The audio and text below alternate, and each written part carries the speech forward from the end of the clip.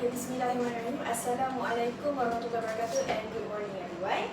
So, before we start, let us introduce ourselves. My name is ZAFEENA binti Sukadi. My name is NURLISA AWANIS binti Ridwan. And my name is HANIS SURAYA binti Abdullah. And today we will be presenting our comparative analysis of general British accent and general American accents. I'll pass it to our friend Lisa. Okay, so let's see our selected movies first. So the first selected movie is General British Enola Holmes, and it showcases non-rhotic features and also clear consonant articulation. So our goal here is to analyze about phonetic variations in consonants and also rhythm. So let's watch a little bit of the introduction of the movie. It's a bit slow connection. I think we Can we just send the link to the Google group class. Sorry. Sorry. And the second movie that we chose here is Spider-Man for general American accents. So it demonstrates rhoticity and also fluid rhythm. So let's move on. Let's move on to the first features that we want to analyze, and it is consonants. So it is systemic variations in rhoticity. We're going to focus on rhoticity. So for general British, it is mostly commonly at noon and as non-rhotic because the R sound is only pronounced before a vowel. So for example, in Sherlock, the R is almost silenced, so it becomes Sherlock. Sherlock. So instead of Sherlock. So for general American, it is rhotic as we know because the R is clearly pronounced at the end of the words or before consonants. So for example that we put here is R is basically pronounced in start or better. So start is more, we can hear a clear R sound better than general English. And next, we're going to look at the distributional variation, the T flapping. So for general British, it is we can hear more clear T because it has intervocality. For intervocalic is consonants that sit between two vowels. So it's usually pronounced clearly and deliberately. For example, writer sound like writer. Okay. Meanwhile, for general American, it is more flat T, and this is because the T between vowels often sounds like a soft T. So for example, city becomes city, like a soft T instead of pronounce the T clearly. And water sounds like water. And I'll pass it to my friends. I'll be continuing the presentation, but before that, is everyone still with us? Can I still see your face? Can you look at us, please? Ikraf, Shah, thank you. Okay, so we'll be moving on with rhythm. Is everyone still remember rhythm? What is rhythm? If I were to ask you guys, what is rhythm? Okay, so rhythm is actually the pattern of stressed and unstressed syllable of a speech. So moving on, we'll still be talking about Enola Holmes and Spider-Man, but in a rhythm explanation. So the first one is, in the British niche, the rhythm is more clipped and segmented. For example, we can see the same word as Sherlock, but we will explain in a rhythm explanation. So the first one is, general British use the non-rhotic, which means that we are not pronouncing the R sounds because of it is non-rhotic. And then consonant like T are clearly articulated, which means that we can hear clearly the T sounds. For example here, Sherlock is pronounced as Sherlock in general British. No R sound because it is non-rhotic, so it is the way we heard it, it is very short and sharper ending. Sherlock. So there's no some kind of like there's no smooth or relaxing pronunciation here. So this creates a more controlled and formal rhythm. Moving on with general American, as we choose the movie Spider-Man. So in the American clip, the rhythm is more fluid and connected. There's a continuation between words and words. So this is due to the rhotic and flat T. So in general American, we can hear the R sound as well there's a flat T. So regarding the flat T here, there's a special condition for it to be a flat T. For example, the main condition is the word must, the syllable must be in between two vowels for it to be a flat T, or for it to be heard as R or D. So for example here, CE is pronounced as Siri. So as we can see, there's two vowels transcription for it to be the flat T. So we pronounce it as Siri. And the second one is start. Since it is erotic, so we can hear the start, the R sound very clearly. So these features reduce pauses and create a smoother speech flow. Okay. Now I'll be presenting the connected speech of the weak forms and elisions still under rhythm. So first, from the movie Enola Holmes, we can see the general British accent. The consonants are more articulated when compared to their vowel counterparts. So the rhythm sounds more segmented or individualized and more controlled when compared to the vowel counterpart.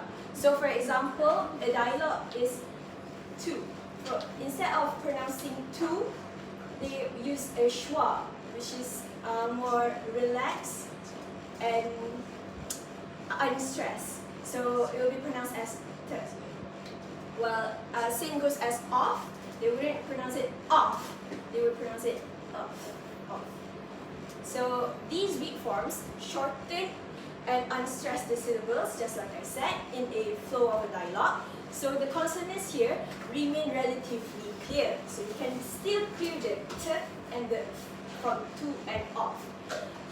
So it's still clear, but it maintains a more click rhythm. Now, when we see the dialogues from Spider-Man in General American, so in American English, it is more connected speech. The dialogue is more fluid and contributes to a smoother rhythm. So, for example, a dialogue would be let alone.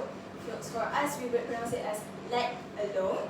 But since the Americans' accent is more flowy, it's more smoother, so there's an elision in let, so it will be let alone. So, yeah. And another example is city, like my friend said. The flat T becomes an R. It's pronounced an R because of the vowel sound between the E in city and the E, the Y sound, the vowel Y sound. E and E. So it becomes city. So yeah. So these Since in between the vowel, what you call intervocal. Yeah, intervocator.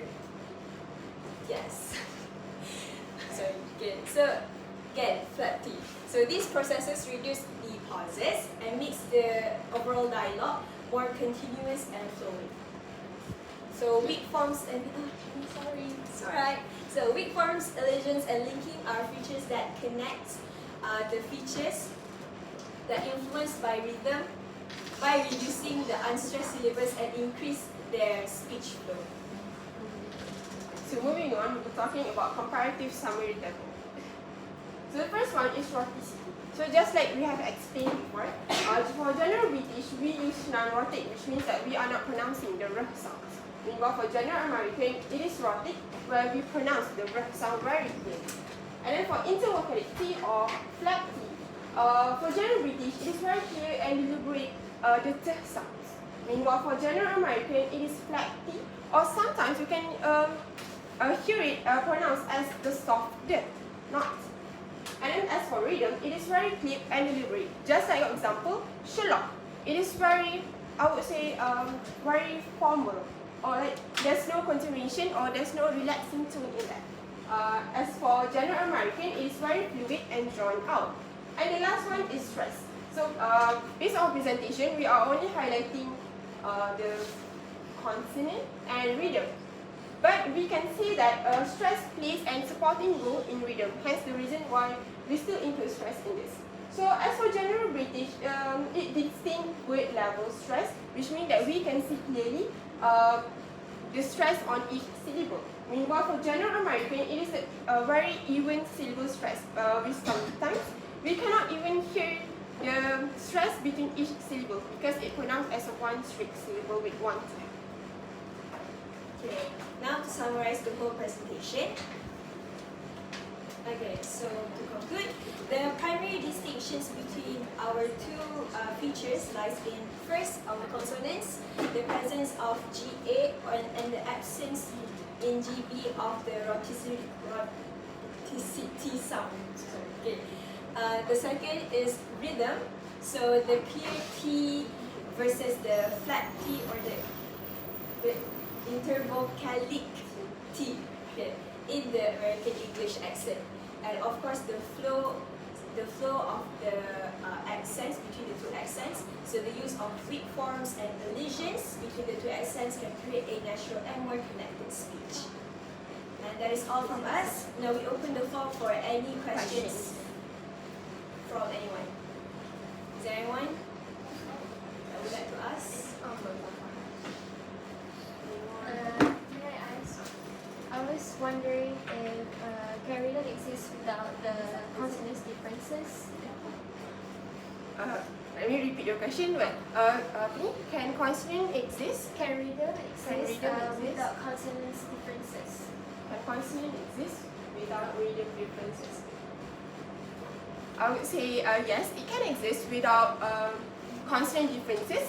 However, in terms of different features, consonant is the most emphasized thing on rhythm, which means we can see rhythm clearly on consonants.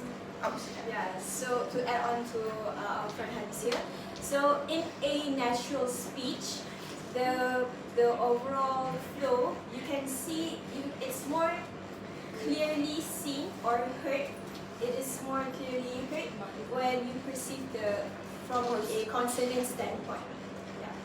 And from our analysis, consonants and consonants such as rhoticity and also the flapping is the features that show that directly influence the rhythm. So although rhythm can stand on its own, exist on its own, it's actually connected with the consonants. And I hope it answers your questions. That is all from us. Thank you. The question just now was, can the consonant? Can rhythm Exist. Can rhythm exist without consonant? Okay, let's take a look at one word, banana. Okay, can you remove all the consonant? No. No. No, try to remove all the consonant. Okay, now you only left with. Do you still have the rhythm? Yeah.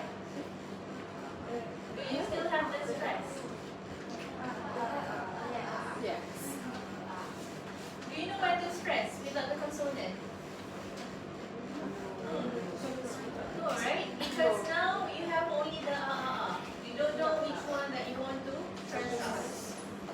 So definitely when we talk about rhythm, you must have consonants, but without consonant, the rhythm will be unclear and no stress at all. Just like your name, if you remove all the consonant, there will be no rhythm key. You don't know how to pronounce it correctly.